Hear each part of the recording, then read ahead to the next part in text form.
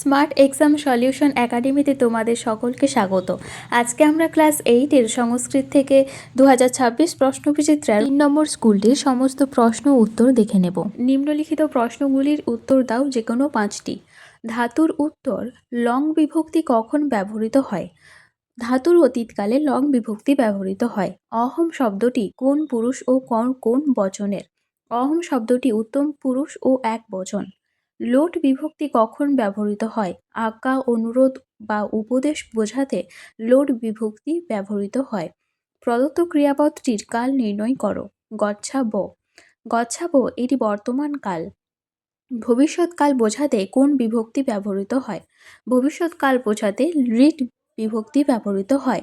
বাংলায় অনুবাদ করতে হবে অহং লেখিষ্যামি, অর্থাৎ আমি লিখব।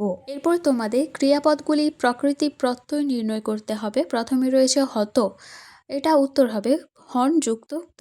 পিত্তা, পা যুক্ত তা। প্রণম্য, প্র যুক্ত নম যুক্ত ল্যাব। হসি তবৎ, হস যুক্ত তবৎ। গন্তুম, গম যুক্ত তুমুন। দৃষ্ঠা, দৃশ যুক্ত তা।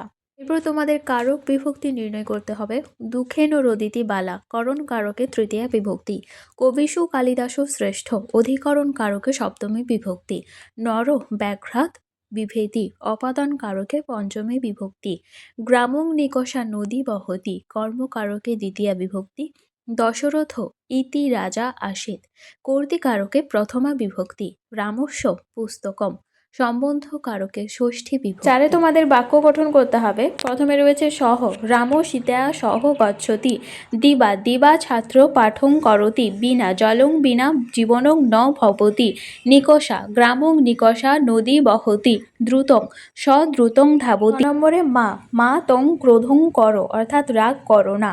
মা বলতে এখানে না, না করাকে বোঝাচ্ছে। 5 দাগে রয়েছে শব্দরূপ ও ধাতুরূপ নির্ণয় করো যে কোনো 5টি।